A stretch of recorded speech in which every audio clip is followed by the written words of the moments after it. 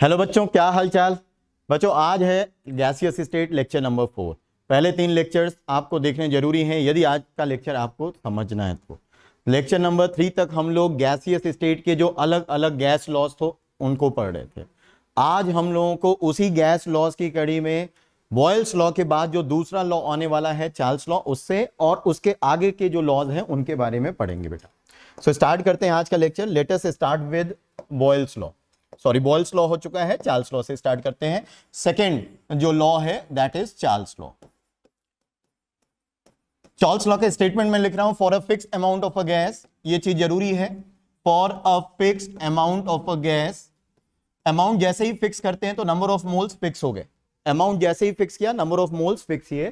For a fixed amount of gas at constant pressure, ध्यान रखना at constant pressure. Boyle's law में क्या चीज कांस्टेंट था? टेम्परेचर। लेकिन यहां पे क्या चीज कांस्टेंट है? At constant pressure. Volume of a gas, volume of a gas is directly proportional to its absolute temperature, directly proportional to its, कई बुक्स में टेम्परेचर लिखा होता है, is directly proportional to its temperature लिखा होगा, लेकिन आपको टेम्परेचर नहीं लेना है, आपको absolute temperature, directly proportional to its absolute temperature. What is absolute temperature बेटा? Absolute temperature is temperature on Kelvin scale. So अगर अमाउंट ऑफ गैस फिक्स है, अगर आपने नंबर ऑफ मोल्स फिक्स कर दिए और प्रेशर कांस्टेंट रखा है, so volume of gas is proportional to its temperature.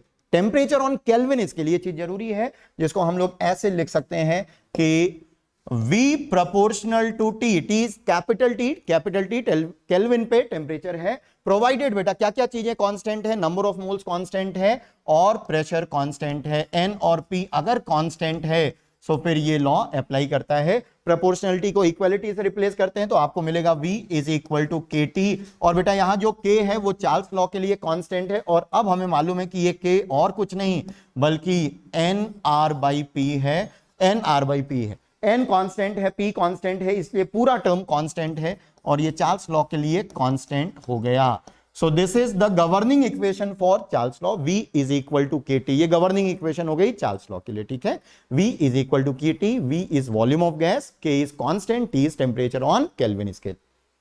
मान लीजिए अगर हम प्रोसेस में नंबर ऑफ मोल्स और प्रेशर कांस्टेंट रखते हुए एक सपोज हमारे पास एक गैस है, उस पे हम एक प्रोसेस करते हैं, ठीक है, और उस प्रोसेस में N और P कांस्टेंट है। मान लो बच्चे नंबर ऑफ मोल्स और प्रेशर कांस्टेंट है। सपोज नंबर ऑफ मोल्स और प्रेशर कांस्टेंट है और हम थे initially V initial T initial पे, और नंबर ऑफ मोल्स और प्रेशर को कांस्टेंट रखते हुए हम उस गैस को ले गए V फाइनल और T फाइनल पे। अगर ऐसा किया है तो इन चारों वेरिएबल्स में बच्चे क्या रिलेशन होगा? इन चारों वेरिएबल्स में रिलेशन होगा। आप इस चीज को अप्लाई कर सकते हो और आपको चारों वेरिएबल्स में रिलेशन मिलेगा। V initial upon T initial is equal to V final upon T final.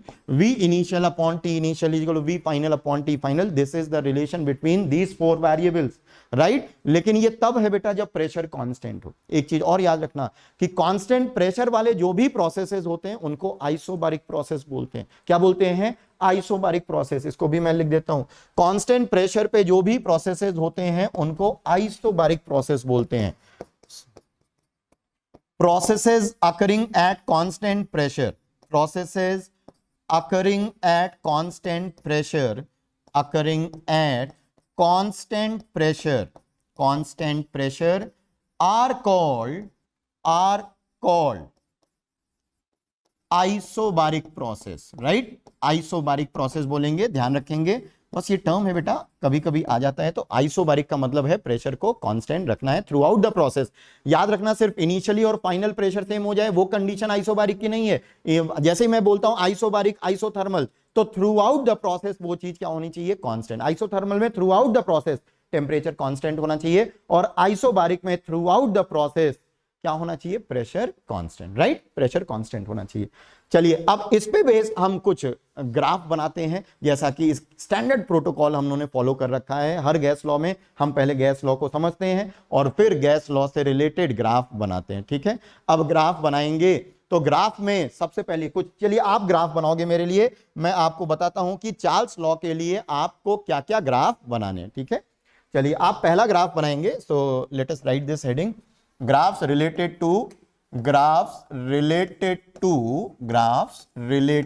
To Charles law. अब अगले लॉ से हम ये हेडिंग नहीं लिखेंगे, क्योंकि अब मुझे लगता है कि आप कंफर्टेबल हो गए होंगे ग्राफ बनाने में, ठीक है, कंफर्टेबल हो ही गए होंगे ग्राफ बनाने में। चलो बेटा पहला ग्राफ आप बनाओ, आप मेरे लिए ग्राफ बना दो volume versus temperature kelvin scale पे। दूसरा ग्राफ आप मेरे लिए बना दीजिए वॉल्यूम वर्सेस टेम्परेचर, लेकिन अब की बार टेम्परेचर डिग्री सेल्सियस में, चलो बेटा पहला ग्राफ बनाते हैं। पहले आप अगर रिकॉर्डेड वीडियो मिल रहा है तो आप वीडियो को पॉज करेंगे, ग्राफ खुद से बनाएंगे और फिर इस ग्राफ को देखोगे वीडियो को ऑन करके, ठीक है। So volume versus temperature, versus के बाईं तरफ जो भी क्वांटिटी उसको y मान लो, वर्सेस के दाहिनी तरफ जो भी है उसको x मान लो। सो हम v को थोड़ी देर के लिए y मानेंगे और t को थोड़ी देर के लिए x मानेंगे, तो v हमारा y है और टेम्परेचर हमारा x है। अब हमारे पास जो गवर्निंग इक्वेशन है बच्चे वो v is equal to K T है, v is equal to K T, so y is equal to K X, is a straight line passing through what, passing through origin. तो volume versus temperature for Charles law का मतलब number of moles और pressure रखे गए हैं constant. यदि आप graph बनाते हो तो ग्राफ आपको मिलेगा एक स्ट्रेट लाइन इस तरह से, और बच्चे इस स्ट्रेट लाइन का जो स्लोप होगा वो स्लोप की वैल्यू k होगी, और k और कुछ नहीं बल्कि क्या है, nr अपॉन p। क्या है बेटा, nr upon p, this is the value of slope. और अगर मैं आपको बोलता हूं कि आप मुझे इस ग्राफ के लिए, सपोज कहीं पे आपको ये ग्राफ दिया हुआ है वॉल्यूम वर्सेस टेम्परेचर, और आपसे बोला जा रहा है कि दो कर्व बनाए गए, मतलब एक गैस के साथ एक एक्सपेरिमेंट किया गया जिसमें नंबर ऑफ मोल्स और प्रेशर कांस्टेंट रखा गया और वो प्रेशर P1 है, और दूसरी गैस के साथ, सपोज उसी गैस के साथ उन्हीं मोल्स के साथ एक और एक्सपेरिमेंट किया गया लेकिन अब प्रेशर P2 है। सो P1 और P2 में क्या रिलेशन होगा बेटा, कौन सी क्वांटिटी ज्यादा है, P1 ज्यादा है या P2 ज्यादा है। इसका स्लोप nr बाई P1 और इसका slope nr by P2, slope nr by P1, slope nr by P2, तो स्लोप की वैल्यू nr बाई P1, आपने देखा बेटा यहां स्लोप nr बाई P है और इसका स्लोप होगा बच्चे nr बाई P2। अब आप देख रहे हो कि स्लोप P2 वाला ज्यादा है, मतलब P2 की वैल्यू कम होनी चाहिए। सो अगर ये है सो यहां पे हम बोल सकते हैं कि P1 is greater then P2, right, P1 is greater then P2। ये ग्राफ बना लिया। दूसरा ग्राफ हमें टेम्परेचर इन डिग्री सेंटीग्रेड या डिग्री सेल्सियस है उसके अगेंस्ट ग्राफ बनाना है, और अब क्योंकि हमारे पास कोई रिलेशन नहीं बेटा, हमें मानना पड़ेगा वर्सेस को लेफ्ट में जो है उसको y, तो this is y and temperature in degree Celsius is x। अब मेरे पास जो रिलेशन है, गवर्निंग इक्वेशन जो बेटा है चार्ल्स लॉ की, वो v is equal to K T है, v is equal to K T volume. अब दिक्कत यह है कि इस इक्वेशन में हमारे पास टेम्परेचर डिग्री सेल्सियस में नहीं केल्विन में, लेकिन आपको मालूम है बेटा कि अगर टेम्परेचर केल्विन में पता हो तो आप बहुत आसानी से उसको डिग्री सेल्सियस में कन्वर्ट कर सकते हैं, so this is the relation. ऐसे ही तो कन्वर्ट करते हैं बेटा, temperature on Kelvin scale is equal to temperature on Celsius plus 273.15। कई जगह आप 0.15 को ड्रॉप करता हुआ देखोगे, और हम लोग भी करेंगे सिंप्लिसिटी के लिए, लेकिन यहां तो चलो थोड़ा एक्यूरेट रखते हैं। So y is equal to, this is x, y is equal to K X plus k into 273.15, this is k into 273.15। y is equal to mx plus c, this is the equation of a straight line but not passing through origin. अब की बार बेटा वो origin से नहीं पास होगा, temperature in degree Celsius. ये आपको इस तरह से एक लाइन मिलेगी जिसका कुछ इस तरह से, ठीक है। इसका स्लोप अभी भी बच्चे कितना है, स्लोप की वैल्यू कितनी है k, और k की वैल्यू क्या है बेटा nr बाई p। लेकिन इस बार बच्चे जो इंटरसेप्ट है, ये इंटरसेप्ट वो ओरिजिन से पास होता हुआ नहीं, मतलब जीरो नहीं है, आपको ये वैल्यू मिल रही है, दिस इज k इंटू 273.15। और अगर आप इस ग्राफ को पीछे एक्सटेंड करो बच्चे, अगर आप इस ग्राफ को पीछे एक्सटेंड करोगे तो आपको ये यहां पे मिलता हुआ दिखाई देगा। इस पॉइंट के कोऑर्डिनेट्स, ये वो जगह है जहां पे वॉल्यूम की वैल्यू 0 हो रही, वो टेम्परेचर है जहां पे, तो आपको इस पॉइंट के कोऑर्डिनेट्स मिलेंगे -273.15 डिग्री सेल्सियस कॉमा 0, राइट। तो ये आप जब एक्सटेंड करोगे पीछे तो ये जो है ये मिनिमम पॉसिबल टेम्परेचर आपको भी मालूम है -273.15, right. So this is volume versus temperature in degree Celsius, ठीक है बेटा। अब मैं आपको एक क्वेश्चन दूंगा और आप उस क्वेश्चन को करो, ग्राफ से रिलेटेड क्वेश्चन है, ध्यान से करेंगे, ठीक है बेटा। चलिए नेक्स्ट पेज पे मैं आपको क्वेश्चन देने वाला हूं, क्वेश्चन दूंगा तो आप क्वेश्चन को लिखेंगे साथ साथ में, मैं भी साथ साथ में क्वेश्चन को लिख रहा हूं, मैंने पहले से उसको लिख के नहीं लिया है, फिर आप लिखोगे और साथ साथ में सोचते जाओगे कि क्वेश्चन कैसे करना है। वीडियो को पॉज कर लीजिएगा, सॉल्यूशन बाद में देखना जब सिंसियरली क्वेश्चन अटेम्प्ट कर लेना तब, ठीक है। चलिए क्वेश्चन आपसे ये है, for two gases A and B, the following graph is obtained, the following graph is obtained at constant pressure of at constant pressure of 0.0821 atm, 0.0821 atm, right? Find moles of gases used in the experiment,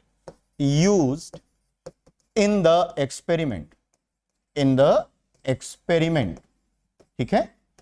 और graph ये दिया हुआ है, graph है log v versus log t का, log v versus log t का। और एक गैस के लिए जो ग्राफ है वो कुछ इस तरह से है, दिस पॉइंट इज 0.477, राइट। और ये गैस ए के लिए हो गया, और गैस बी के लिए जो ग्राफ है, गैस बी के लिए वो ग्राफ कुछ इस तरह से, ये गैस बी के लिए ग्राफ है, ठीक है। ये ओरिजिन से पास हो रहा है।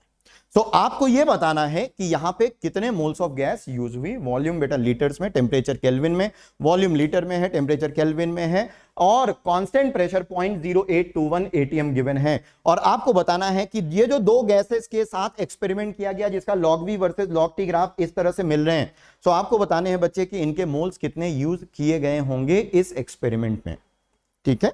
आप इसको पता करो, वीडियो को पॉज करो, मैं इसको करता हूं, ठीक है।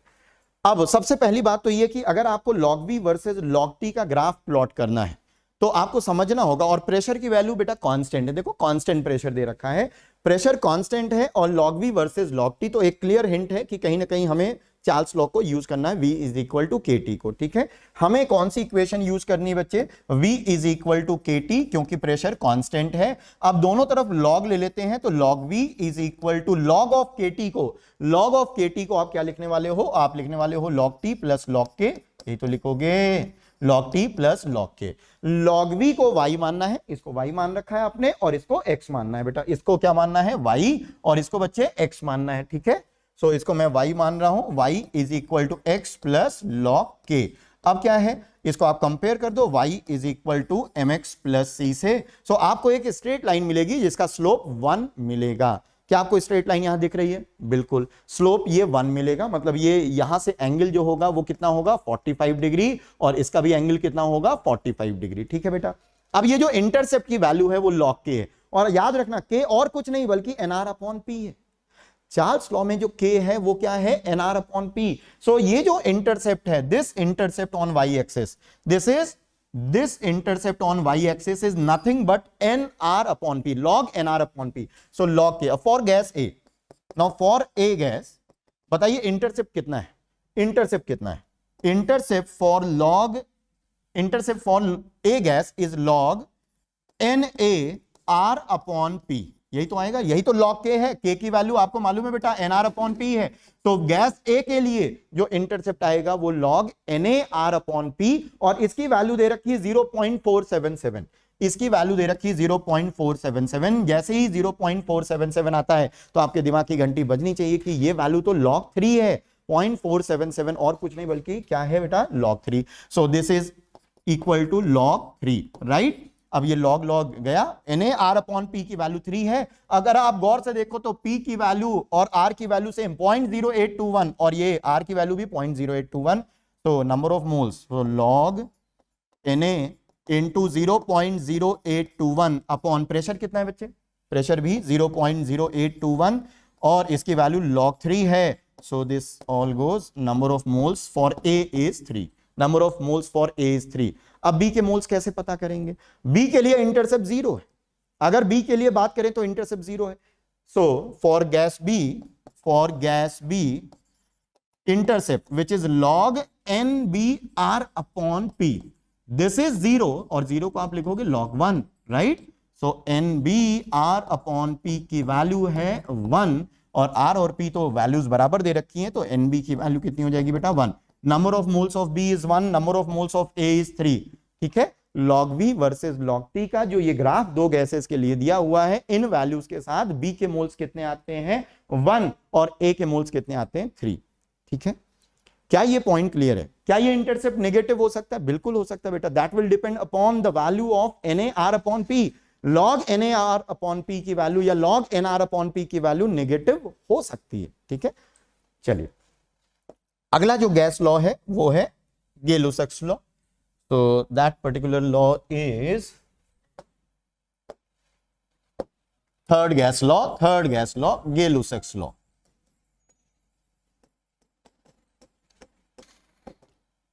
स्टेटमेंट में लिखूंगा, for a fixed amount of a gas, for a fixed amount of a gas, for a fixed amount of a gas at constant volume, eight constant volume, eight constant volume.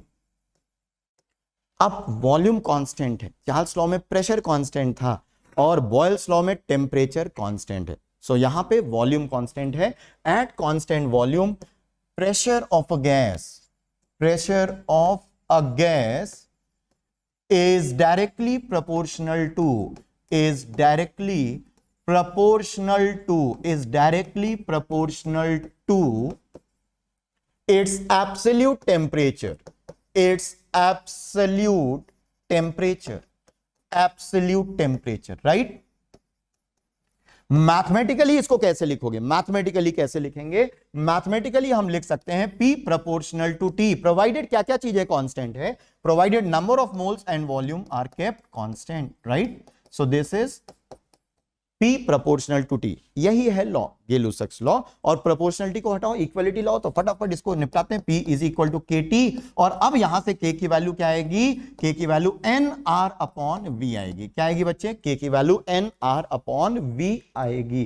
ठीक है, so P is equal to KT is the governing equation for Gay-Lussac's law. और यहां पे volume constant रहता है। याद रखना बच्चे, जो भी प्रोसेसेस कांस्टेंट वॉल्यूम पे होते हैं, the processes that occur at constant volume, processes that occur at constant volume, at constant volume are called isochoric process. What? Isochoric process. क्या बोलेंगे बेटा? आइसोकोरिक प्रोसेस बोलेंगे। और जो कर्व्स आप ड्रॉ करते हो वॉल्यूम को कांस्टेंट रखते हुए, उनको आइसोकोर्स बोलते हैं। क्या बोलते हैं? आइसोकोर्स बोलते हैं। और जो प्रेशर को कांस्टेंट रखते हुए कर्व्स या आप जो भी ग्राफ ड्रॉ करते हो उनको आइसोबार्स बोलते हैं। टेम्परेचर को कांस्टेंट रखते हुए जो भी कर्व आप ड्रॉ करते हो उनको आइसोथर्म्स बोलते हैं। ठीक है, सो आइसोथर्म्स टेम्परेचर कांस्टेंट रखते हुए जो भी कर्व बनते हैं, ग्राफ बनता है। आइसोबार्स प्रेशर कांस्टेंट रखते हुए जो भी कर्व या आप बोल सकते हो ग्राफ बनता है। और आइसोकोर्स का मतलब वॉल्यूम कांस्टेंट रखते हुए जो भी आप ग्राफ बनाते हो। ठीक है बेटा, so P is equal to KT। अगर वॉल्यूम कांस्टेंट रखते हुए आप कोई प्रोसेस करते हो, टेम्परेचर बढ़ाते हो, तो प्रेशर के साथ क्या रिलेशन आएगा? मैं डायरेक्ट लिखूंगा बेटा। मान लो आपने एक गैस पे आइसोकोरिक प्रोसेस किया, इसका मतलब वॉल्यूम कांस्टेंट रखते हुए कोई प्रोसेस करते हो, तो उस प्रोसेस के लिए मैं ये रिजल्ट लिख सकता हूं, P initial upon T initial equal to P final upon T final, right? P initial upon T initial equal to P final upon T final. लेकिन ये फॉर्मूला तब यूज करेंगे जब नंबर ऑफ मोल्स और volume क्या हो? Constant. जब number of moles और वॉल्यूम क्या हो? कांस्टेंट। ठीक है बेटा, जब नंबर ऑफ मोल्स और वॉल्यूम क्या रहे? कांस्टेंट। ठीक है, इसको नोट करो। फिर नेक्स्ट पेज पे चलते हैं और अगले पेज पे मैं ग्राफ आपसे नहीं बनवाऊंगा, सीधे ग्राफ पे एक क्वेश्चन दूंगा, सीधे ग्राफ पे एक क्वेश्चन दूंगा। इसको नोट करो।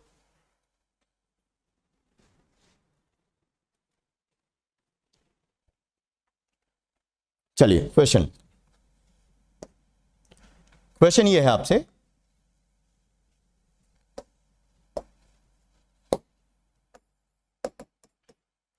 सबसे पहला क्वेश्चन तो ये है कि plot PT versus T graph, plot PT versus T graph, plot करिए PT versus T graph at constant volume and constant number of moles. ठीक है, ये तो फर्स्ट पार्ट हो गया ग्राफ, ये पहला पार्ट हो गया क्वेश्चन का। सेकेंड पार्ट है, और eight constant volume and number of moles, ये दोनों कांस्टेंट है। ठीक है, तो अब आपको ये ग्राफ बनाना है। दूसरा क्वेश्चन इसी पार्ट से रिलेटेड है, if volume is 82.1 millilitre, if volume is 82.1 millilitre and that is constant, 82.1 millilitre volume और ये कांस्टेंट है। Find moles of gases used, moles of gas लिख लेते हैं, moles of gas used if d by dt of pt at t is equal to 300 Kelvin is equal to 300। अच्छा question है, solve करेंगे ध्यान से। फिर से बेटा वीडियो को पॉज करेंगे, वीडियो को पॉज करने के बाद फिर आप इसको सॉल्व करना, और सॉल्यूशन पहले साथ साथ मत देखना, बस मैं ये कहना चाहता हूं, क्योंकि मैं ये चाहूंगा कि आपकी मतलब जैसे ही क्वेश्चन आप पढ़ो तो आपके दिमाग की जो प्रोसेसिंग है वो स्टार्ट हो जानी चाहिए। क्वेश्चन को कैसे सॉल्व करना, उसका अप्रोच आप लगातार सोचते रहो। अब ये पर्टिकुलर क्वेश्चन है, तो चलो मैं करता हूं, आप वीडियो को पॉज करके पहले आप कर लीजिएगा।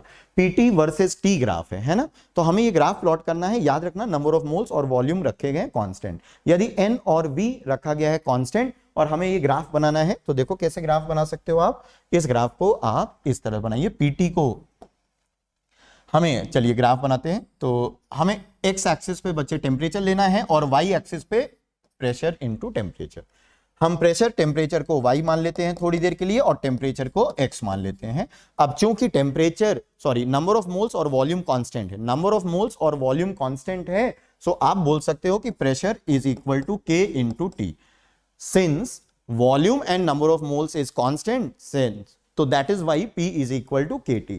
अब p is equal to kt, तो p आप pt को y माने हो और t को x माने, तो यहां से जो p की वैल्यू होगी वो y बाई x आ जाएगी। y by X is equal to K, और टेम्परेचर कितना आएगा बेटा, x है, so y is equal to K X square. y is equal to K X square is parabolic curve. कैसा कर्व आएगा बच्चे, पैराबोलिक कर्व आएगा। So y is equal to X square, इस तरह का पैराबोलिक कर्व आएगा। ठीक है, हम फर्स्ट क्वाड्रेंट में ग्राफ को बनाए, आपको मालूम है बेटा कि क्योंकि कंप्लीट पैराबोला तो ऐसा मिलता है, लेकिन हमें ऑब्वियसली इस क्वाड्रेंट में नहीं बनाना है, फर्स्ट क्वाड्रेंट में ही ग्राफ को बनाना है। ठीक है, सो दिस इज पैराबोलिक कर्व। अब क्वेश्चन का करते हैं सेकंड पार्ट। सेकंड पार्ट ज्यादा इंटरेस्टिंग है। सेकंड पार्ट ये कहता है कि अगर पीटी का डिफरेंशिएशन करें टेम्परेचर के रेस्पेक्ट में, ध्यान से सुन लो, अगर आप पीटी का डिफरेंशिएशन करो टेम्परेचर के रेस्पेक्ट में और फिर उसमें 300 केल्विन रखोगे तो ये वैल्यू 300 आएगी। ये तो मैथमेटिकल हो गया। अगर मैं आपको इसको ग्राफ पे एक्सप्लेन करने की कोशिश करूं, सो ये अगर पीटी को आपने y मान रखा है और t को x मान रखा है, तो एक्चुअली ये dy बाई dx है। ये dy बाई dx है at x is equal to 300। Actually जब x की वैल्यू 300, मतलब जब टेम्परेचर की वैल्यू 300 है, जब टेम्परेचर की वैल्यू 300 केल्विन है, तो ये चीज एक्चुअल में इस ग्राफ का टेंजेंट मतलब स्लोप है। उस पॉइंट पे टेंजेंट, या आप बोल सकते हो हमें स्लोप दिया हुआ है। इस पॉइंट पे हमें क्या दिया हुआ है, स्लोप। इस पॉइंट पे हमें इस ग्राफ का स्लोप दिया हुआ है, और इस स्लोप की वैल्यू इस पॉइंट पे जब टेम्परेचर की वैल्यू 300 है तो कितनी दी हुई है, 300। तो हमें नंबर ऑफ मोल्स कितने हैं ये बताने हैं। ठीक है बेटा, ये तो ग्राफ पे, क्योंकि dy बाई dx आपको उस point x is equal to 300, this is t is equal to 300, हमने t को x मान रखा है, so x is equal to 300 पे आपको ग्राफ को एक तरह से टेंजेंट ड्रॉ करना, उसका स्लोप, उसकी स्लोप की वैल्यू 300। चलिए मान लो ये हमको नहीं भी मालूम, तब भी हम लोग सिंपल तरीके से कर सकते हैं, क्योंकि हमें मालूम है कि p की वैल्यू होती है nr upon v into T. ठीक है, और pt की वैल्यू हो जाएगी बच्चे nr upon v into T square. d by D T of PT का डिफरेंशिएशन करना है, मतलब मुझे करना है d by D T of N R upon V into T square. अब एन आर अपॉन वी तो कांस्टेंट है, D by D T of T square is 2t। क्या करना है बेटा, अब आपको मिलेगा N R upon V into, और टी स्क्वायर का डिफरेंशिएशन टेम्परेचर के रेस्पेक्ट में कितना मिलेगा, ट्वाइस ऑफ टी। और जब मैं इस एक्सप्रेशन में टेम्परेचर को 300 रखूंगा, जब मैं इस एक्सप्रेशन में टेम्परेचर को 300 रखूंगा तो मुझे वैल्यू कितनी मिलनी चाहिए, 300, क्योंकि ये दिया हुआ है। जब आप टेम्परेचर को 300 रखोगे तो टेम्परेचर को 300 रखने पे ये स्लोप या ये जो वैल्यू है कितनी आनी चाहिए, 300 आनी चाहिए। अब बस हो गया, क्वेश्चन खत्म है। 82.1 मिलीलीटर है, प्रेशर एटीएम में था, टेम्परेचर केल्विन में था। अब इसको लीटर में कन्वर्ट करोगे तो 0.0821 आएगा। कितना आएगा बेटा, 0.0821। वॉल्यूम की वैल्यू 0.0821 और आर की वैल्यू भी 0.0821, तो ये कैंसिल होने वाला है। टेम्परेचर को मैं रखूंगा 300, टेम्परेचर को यहां रखोगे 300, तो ये आएगा n into 2 into 300 is equal to 300, और मुझे यहां से मिल जाएंगे number of moles half. So this is the number of moles that is used in this particular question. देखा बेटा आपने कैसा क्वेश्चन था। अब ये प्रॉब्लम क्या है गैसियस स्टेट में, अगर आप गैसियस स्टेट को ये समझ रहे हो, अब किन्हीं लोगों को ये चीज पसंद नहीं आ रही होगी कि गैसियस स्टेट में ये सब क्या फालतू की चीजें चल रही, ये फालतू नहीं बेटा। अगर मैं बोलूं गैसियस स्टेट में तो सिर्फ सिंपल सी एक PV equal to NRT equation है। अब ऑब्वियसली आप इतने छोटे तो हो नहीं, या इतने छोटे लेवल के कॉम्पिटिशन तो हैंडल नहीं करें कि हमें प्रेशर दे देगा, वॉल्यूम दे देगा, नंबर ऑफ मोल्स दे देगा और बोलेगा टेम्परेचर बताओ, ऐसा तो नहीं होगा ना। अब है ले दे के एक ही equation PV equal to NRT, तो थोड़ा सा कॉम्प्लिकेट करना है, कॉम्प्लेक्स करना है, तो बेटा ऐसे ही करते हैं। सो गैसियस स्टेट में हम केमिस्ट्री में जरूर इसको पढ़ते हैं, लेकिन बहुत ज्यादा मैथमेटिकल एलिमेंट्स इसमें प्रेजेंट होते हैं। ये बहुत ज्यादा मैथमेटिकल एलिमेंट वाला टॉपिक है, मतलब बहुत सारे मैथमेटिक्स की चीजें आपको यहां पे मिलेंगी, क्योंकि इक्वेशन तो ले दे के एक ही है बेटा, PV is equal to NRT. तो उसके साथ कैसे खेला जाता है, कुछ ये एग्जाम्पल है बेटा कि कुछ इस तरह से चीजें होती हैं। ठीक है, चलो बच्चे नेक्स्ट लॉ की ओर चलते हैं, फोर्थ गैस लॉ। ठीक है, so fourth and final gas law is what? Only one gas law is left, and that is Avogadro's law. Avogadro's law. Avogadro's law क्या है, स्टेटमेंट मैं लॉ का दे रहा हूं। At similar conditions of pressure and temperature, at similar conditions of pressure and temperature, P and T मैं लिख रहा हूं, पूरा नहीं लिख रहा हूं बेटा। At similar conditions of P and T, equal volume of all gases contain equal number of gas particles, या इसको ऐसे भी बोल सकते हो कि volume of gas is proportional to the number of gas particles present in it। यदि pressure और टेम्परेचर कांस्टेंट है तो volume is proportional to number of gas particles present in it. फिर से सुनो, volume proportional to number of gas particles, यहां पे number of gas particles capital N से मैं डिनोट कर रहा हूं, प्रोवाइडेड प्रेशर और टेम्परेचर की कंडीशंस क्या है, आइडेंटिकल। आइडेंटिकल का मतलब उसको रखते हैं कांस्टेंट। तो अगर ऐसा है तो volume is proportional to number of gas particles. अब ये जो नंबर ऑफ गैस पार्टिकल्स, कई बुक्स में इवन कई जगह मैं देखता हूं कि कुछ लोग भी volume proportional to number of moles बोलते हैं, वो बिल्कुल सही है, लेकिन ओरिजिनली जो स्टेटमेंट था एवोगैड्रो का, उसमें नंबर ऑफ मोल्स का कहीं कोई जिक्र नहीं है। क्यों बेटा, क्योंकि एवोगैड्रो का जो भी जीवन काल था वो 1800 की बात है, 1800 समथिंग में। तब तक तो मोल मालूम भी नहीं था कि मोल क्या होता है ना। मोल एज ए यूनिट, ऐसा ही unit for amount of substance, वो तो 1900 समथिंग में इंट्रोड्यूस हुआ। 1910 के बाद ये चीज बात है 100 साल पुरानी। उस जो मोल एज ए यूनिट जब इंट्रोड्यूस हुआ तो लगभग उसके 100 साल पहले की ये बात है। तो एवोगैड्रो को तो नहीं मालूम था कि मोल्स क्या होते हैं, तो ऑब्वियसली वो ये नहीं बोल सकते कि volume is proportional to number of moles, लेकिन actually number of gas particles के उन्होंने प्रोपोर्शनल बोला। अब नंबर ऑफ गैस पार्टिकल्स के अगर प्रोपोर्शनल है तो ऑब्वियसली नंबर ऑफ मोल्स के भी प्रोपोर्शनल होगा, क्योंकि नंबर ऑफ मोल्स होता है number of gas particles divided by Avogadro's constant Na। अब वो कांस्टेंट से डिवाइड करोगे तो उससे प्रोपोर्शनलिटी तो चेंज नहीं होगी। तो volume is also proportional to number of moles, और V is equal to K into N, जहां पे K की वैल्यू बच्चे क्या है, K की वैल्यू बेटा क्या है, PV is equal to NRT से यहां पे क्या आएगा, RT अपॉन P। अब टेम्परेचर कांस्टेंट है, प्रेशर कांस्टेंट है और R ऑफ कोर्स कांस्टेंट है, तो K भी कांस्टेंट होगा। और याद करो बेटा, अगर आप थोड़ा सा वापस जाएं और आपने मोल कॉन्सेप्ट को अच्छे से पढ़ा है तो वहां एक सेक्शन आता है बेटा मोल कॉन्सेप्ट स्टोइचियोमेट्री में, यूडियोमेट्री। क्या आता है बेटा? यूडियोमेट्री, जहां हम लोग गैस एनालिसिस करते हैं। वहां हम लोग क्या करते थे कि यूडियोमेट्री में हम लोग गैस के वॉल्यूम को ही मोल्स की तरह ट्रीट करते थे। गैस के वॉल्यूम को ही मोल्स की तरह ट्रीट करते थे। वो इसलिए क्योंकि प्रेशर और टेम्परेचर की कंडीशंस रहती थी आइडेंटिकल, और ऐसा होने पे वॉल्यूम प्रोपोर्शनल टू क्या होता था? मोल्स। तो जैसे मोल्स के साथ हम काम करते थे वैसे ही वॉल्यूम के साथ काम कर सकते हो, प्रोवाइडेड P और T की वैल्यूज अलग अलग गैसेस के लिए क्या है? कांस्टेंट। ठीक है। So all these 4 gas laws led to actual में आइडियल गैस इक्वेशन। ये अलग अलग गैस लॉज अलग अलग समय पे किए गए थे।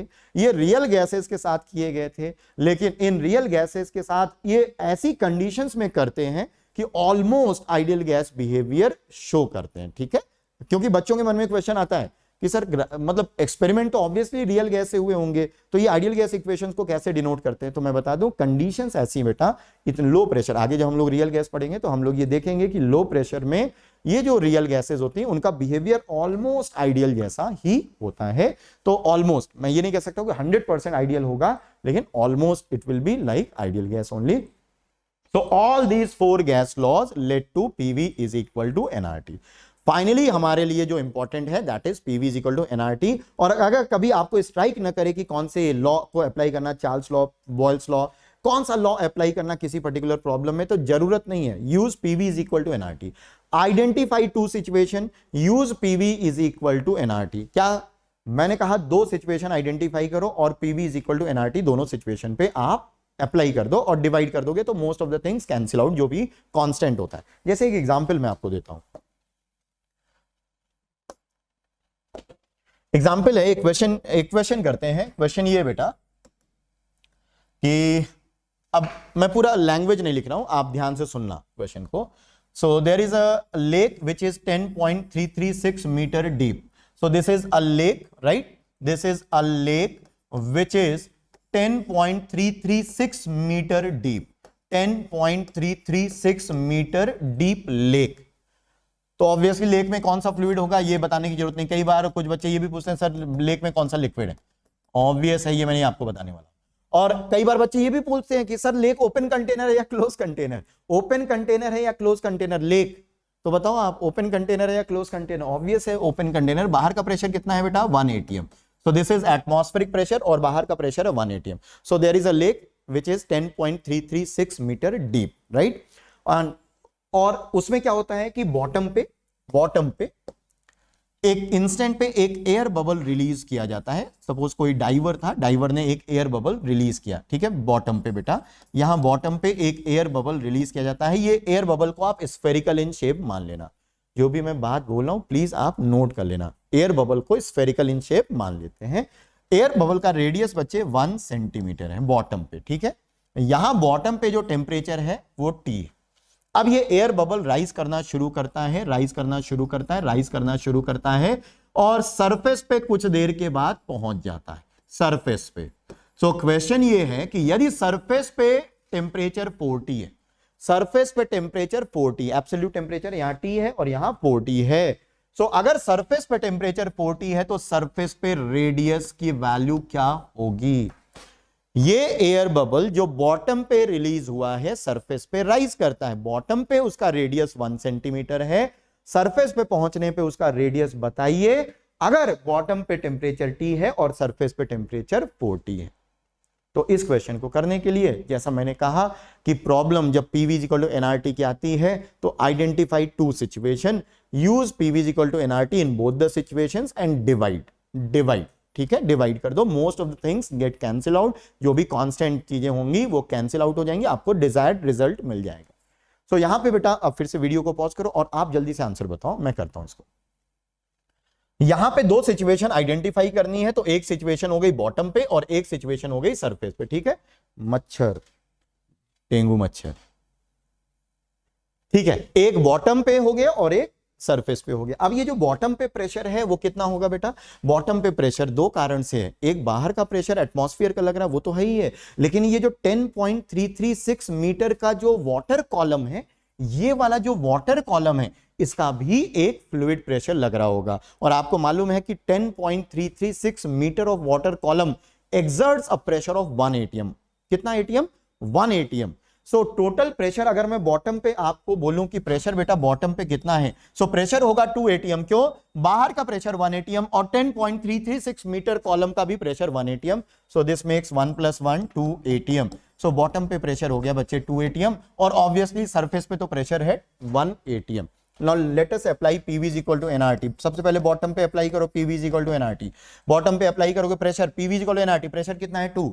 वॉल्यूम स्फेरिकल इन शेप मानो 4/3 पाई r क्यूब। r क्यूब का मतलब 1 cube. Number of moles n, मान लो जो अंदर एयर है उसके मोल्स n है, r और टेम्परेचर है नीचे T। सरफेस पे जब ये एयर बबल पहुंचेगा तो सरफेस पे प्रेशर कितना हो गया? Use PV is equal to nRT at the surface also. तो सरफेस पे प्रेशर है 1, वॉल्यूम कितना है? 4/3 पाई r क्यूब। r क्यूब अब हमें पता करना है, number of moles n r, और अब नया टेम्परेचर वहां पे 40 है। ठीक है, बस हो गया। दोनों को डिवाइड करो, दोनों को डिवाइड करो। डिवाइड करोगे तो आपको बहुत सारी चीजें कैंसिल होती हुई दिखेंगी। 2/r cube is equal to 1/4। सो r cube is equal to 8। r cube is equal to 8 and r is equal to 2 centimetre. क्या आ गया बेटा? r is equal to 2 centimetre. ये हमारा क्या हो जाएगा?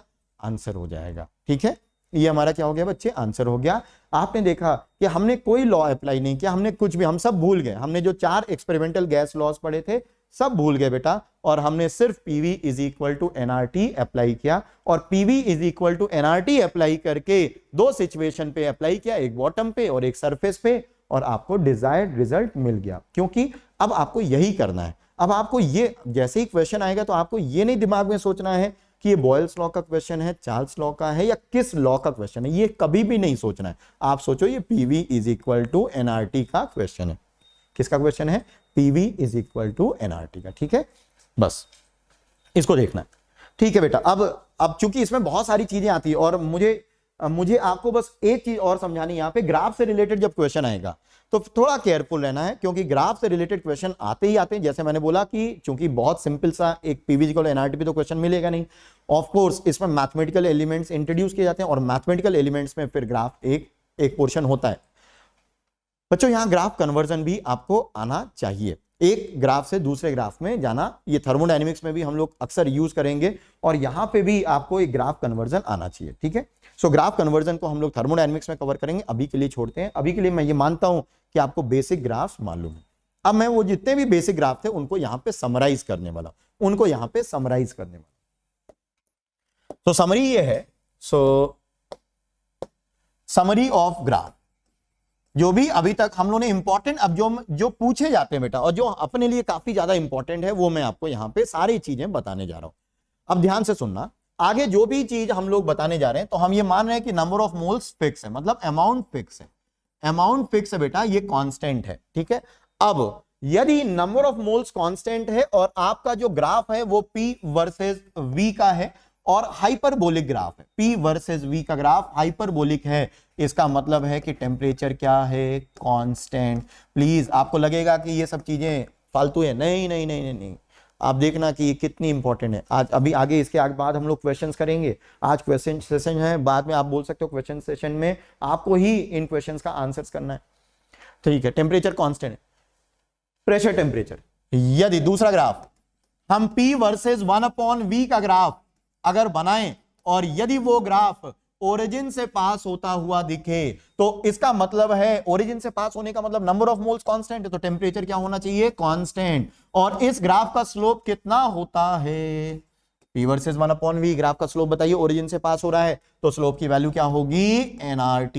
क्या होगी? nRT, स्लोप की वैल्यू nRT। ठीक है, तीसरा ग्राफ जो आपके लिए इंपॉर्टेंट है वो ये कि यदि V वर्सेस T का ग्राफ ओरिजिन से पास होता हुआ दिखे तो इस ग्राफ में नंबर ऑफ मोल्स कांस्टेंट है तो प्रेशर होगा कांस्टेंट, ओरिजिन से पास होता हुआ दिखे तो। और इसका स्लोप कितना है? इसका स्लोप है nR/P। स्लोप कितना है बेटा? nR/P। और फाइनल जो फोर्थ ग्राफ आपको ध्यान में रखना है वो है P वर्सेस T का ग्राफ, प्रेशर वर्सेस T का ग्राफ यदि ओरिजिन से पास होता हुआ दिखे। ओरिजिन से नहीं हो रहा है क्या? ओरिजिन से करा लेते हैं। ओरिजिन से पास होता हुआ दिखे तो ओरिजिन से पास होते हुए दिखे तो इसमें क्या चीज कांस्टेंट है? यार क्या हो रहा है ये? चलो, ओरिजिन से पास होता हुआ दिखेगा तो आपको इसमें वॉल्यूम रखना है कांस्टेंट, और इसका स्लोप कितना है N R upon V. Slope कितना है एन आर अपॉन वी। ये 4 ग्राफ ध्यान रखिएगा, लास्ट के 3 जरूर याद रखना। P वर्सेस 1 अपॉन वी का ग्राफ ओरिजिन से पास होता हुआ दिखे temperature constant, V versus T का ग्राफ अगर ओरिजिन से पास होता हुआ दिखे pressure constant, P versus T का ग्राफ यदि ओरिजिन से पास होता हुआ दिखे तो वॉल्यूम कांस्टेंट, वॉल्यूम कांस्टेंट। ठीक है, नेक्स्ट पेज पे अगर ये तो सब ओरिजिन से पास हो रहे हैं ये वाले 3 ग्राफ, अगर ओरिजिन से नहीं पास होगा तो फिर क्या करोगे। एग्जाम्पल एक क्वेश्चन दे रहे हैं नेक्स्ट पेज पे, ट्राई करिएगा, मजा आएगा, है ना। उसका सिंपल सा सॉल्यूशन है, बहुत सिंपल, पर बच्चे मैंने देखा है उसको बड़ा कॉम्प्लिकेट करते हैं, बहुत कॉम्प्लिकेट, मतलब जितना कॉम्प्लिकेट कर सकते हैं उतना। एकदम सिंपल सी चीज को दाएं बाएं घुमा घुमा के जाने क्या क्या पता करते हैं, जाने क्या क्या पता करते हैं। देखो चलो, जैसे मैं आपसे एक क्वेश्चन पूछता हूं, for a fixed amount of a gas, for a fixed amount of a gas, for a fixed amount of a gas, the following graph is obtained.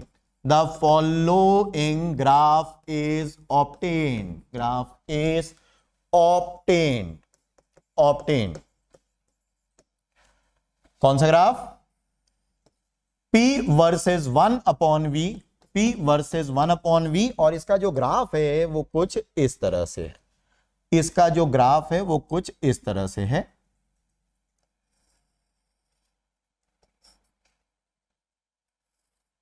अरे यार, ठीक है, सब स्ट्रेट लाइन है कोई अगर टेढ़ा बन गया हो तो आपको स्ट्रेट लाइन बनाना है।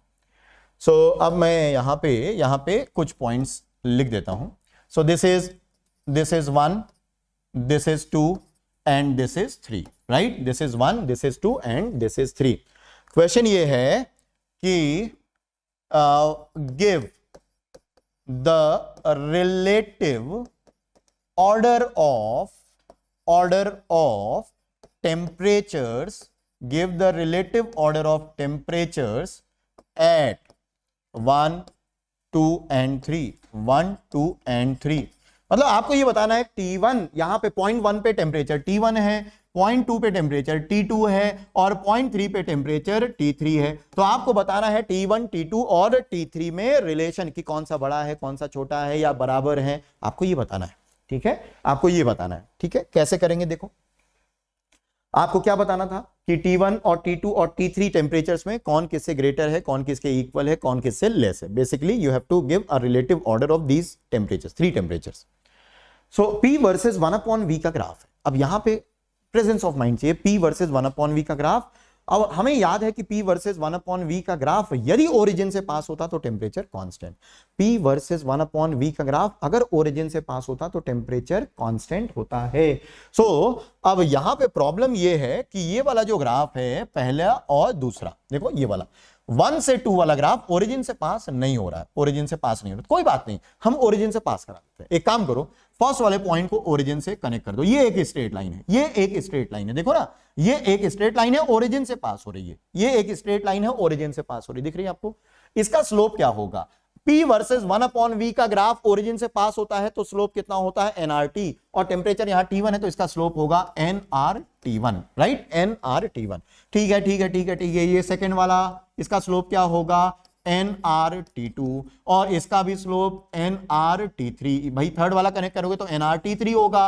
अब आप देख रहे हो कि इन दोनों का स्लोप, ये दोनों तो एक ही लाइन पे फॉलो कर रहे हैं, इसका मतलब nRT2 की वैल्यू nRT3 के बराबर है।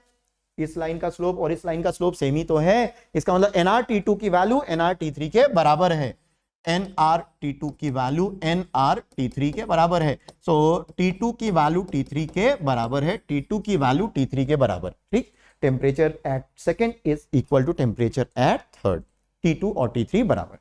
फिर 1 का क्या करें? इन सभी में सबसे ज्यादा स्लोप किसका है? इस वाली लाइन का सबसे ज्यादा स्लोप देखो, इस वाली लाइन का कितना है nRT1, मतलब nRT1 की वैल्यू तो सबसे ज्यादा है, तो T1 is greater than T2 and T2 is equal to T3. So what relation do we get? T1 greater than T2 equal to T3. So this is the relation. और question में कैसे पूछते हैं? Actually temperature first decreases. Temperature first decreases as we go from 1 to 2. As we go from 1 to 2, temperature first decreases and then remains constant. Temperature first decreases and then remains constant, पहले decrease और फिर constant. ठीक है, तो ये है graph से related questions. और अब आगे क्वेश्चंस हैं, चलो करते हैं। ये करना है आपको, ठीक है। ओहो, सफेद सफेद हो गया, चलो करो। मेरा चेहरा धुंधला आ रहा होगा, आ रहा है? चेहरे पे नहीं, क्वेश्चन पे ध्यान दो। अब आप क्वेश्चन पे ध्यान दो। For the following process involving fixed moles of ideal gas select the correct statement. D is density of gas. चार ऑप्शन दिए हुए बेटा, ग्राफ दिया हुआ है और आपको बताना है कि इन चारों में कौन कौन से ऑप्शन सही हो सकते हैं। एक से ज्यादा ऑप्शन सही हो सकते हैं। फटाफट क्वेश्चन को करो, जल्दी करो। आप वीडियो को पॉज करेंगे, फिर आप अटेम्प्ट करेंगे और फिर वीडियो को प्ले करके फिर सॉल्यूशन देखना। मैं इसको करने जा रहा हूं, है ना, हम इसको करने जा रहे हैं। अब यूज कर लेते हैं पेन का कलर रेड। ठीक है, सबसे पहले अगर आप फिर से ध्यान से देखो तो P वर्सेस 1/V का ग्राफ है, P वर्सेस 1/V का ग्राफ है।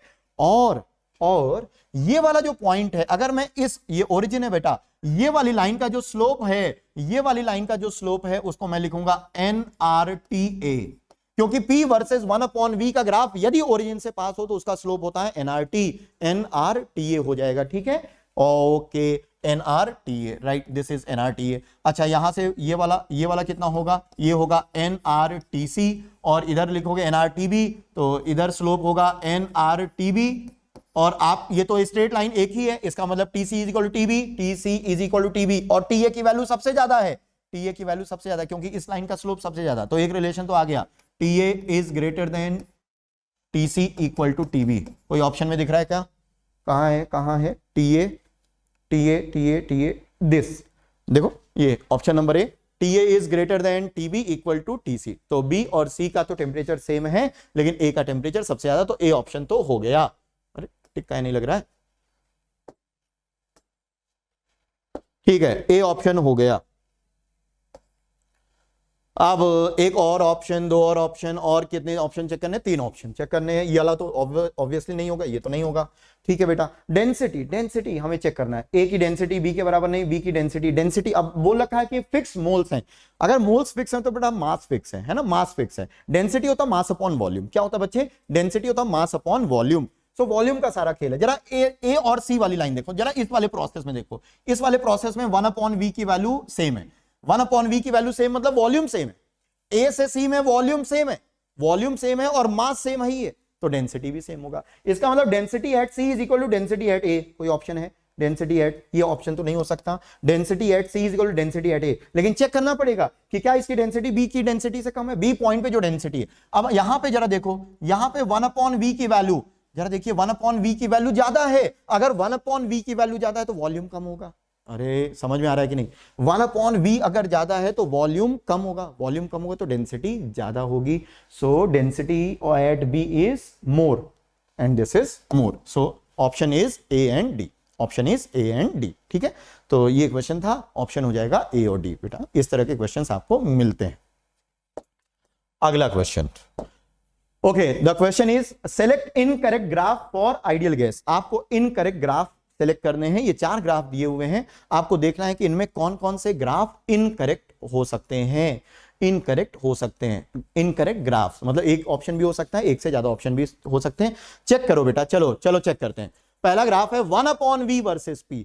P वर्सेस 1/V का ग्राफ स्ट्रेट लाइन होता था ओरिजिन से पास होते हुए। 1/V वर्सेस P का ग्राफ कैसा होगा जरा चेक कर लेते हैं। 1/V को मान लो y और p को मानो x, pv is equal to nRT होता है, pv is equal to nRT होता है। सो आप p by nRT is equal to 1/V लिख सकते हो। ये बेटा y है और ये x है, so y is equal to 1/nRT into x। इसको y is equal to kx, क्योंकि nRT constant, y is equal to kx is a straight line, और इन्होंने बना रखा है हाइपरबोलिक। सो ये तो गलत है और हमें गलत का ही चुनाव करना है, हमें इनकरेक्ट ही चुनना है। तो ऑप्शन नंबर ए तो होगा ही होगा। 1/V वर्सेस P और 1/V वर्सेस P, अभी हम लोगों ने देखा 1/V वर्सेस P, इस लाइन का स्लोप ये 1/nRT है। स्लोप की वैल्यू क्या होगी? 1/N1RT, और इस स्लोप की वैल्यू क्या होगी, क्योंकि टेम्परेचर कांस्टेंट 1/n2RT। कौन सा स्लोप ज्यादा है, n2 वाला स्लोप ज्यादा है, मतलब n2 की वैल्यू कम होनी चाहिए, n2 की वैल्यू कम होनी चाहिए, n2 की वैल्यू कम है, n1 ज्यादा है। बिल्कुल सही है, ये सही है। आपको करेक्ट चुनना नहीं है, इनकरेक्ट चुनना है। तो ये आंसर मत दे देना, गलती यहां सिली मिस्टेक्स होती हैं, इनकरेक्ट सेलेक्ट करना है। तो ये करेक्ट है बेटा।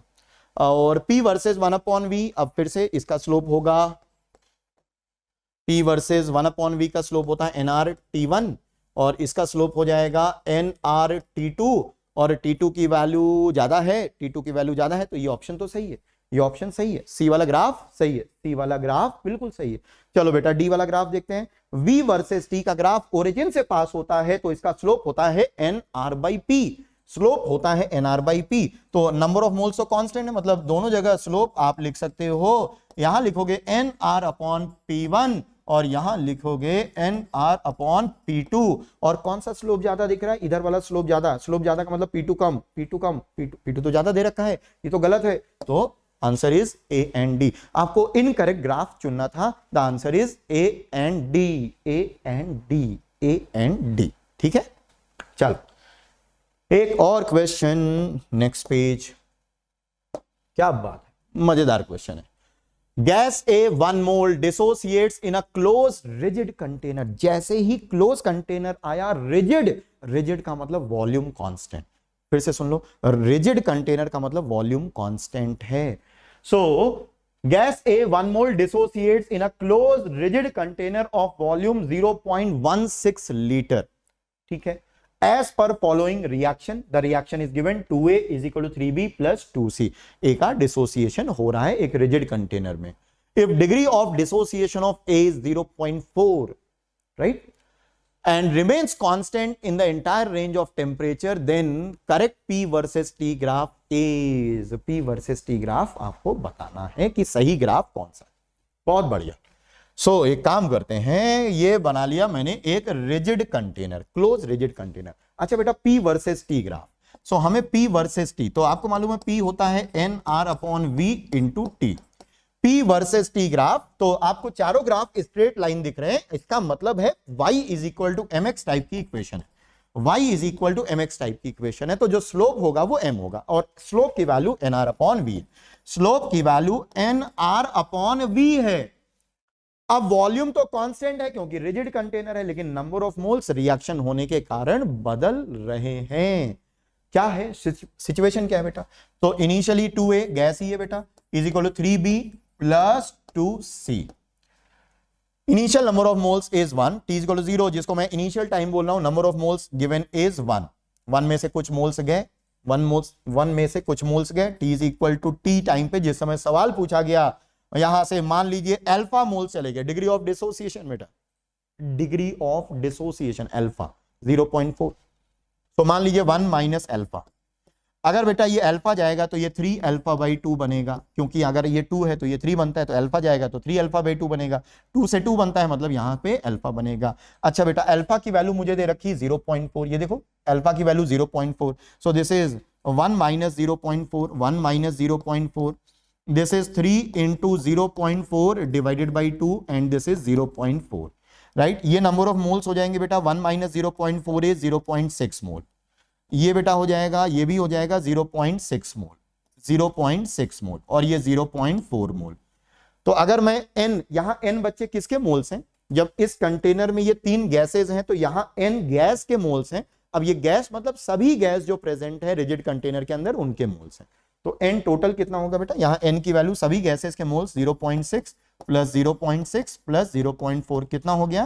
प्लस 0.4 कितना हो गया बेटा? This is 1.6। Now let us find slope of this line. So slope is equal to 1.6 into r, r की वैल्यू कितनी है? 0.0821, अच्छा सॉरी 0.08 लेनी है, 0.08 लेनी है, और वॉल्यूम कितना है बेटा?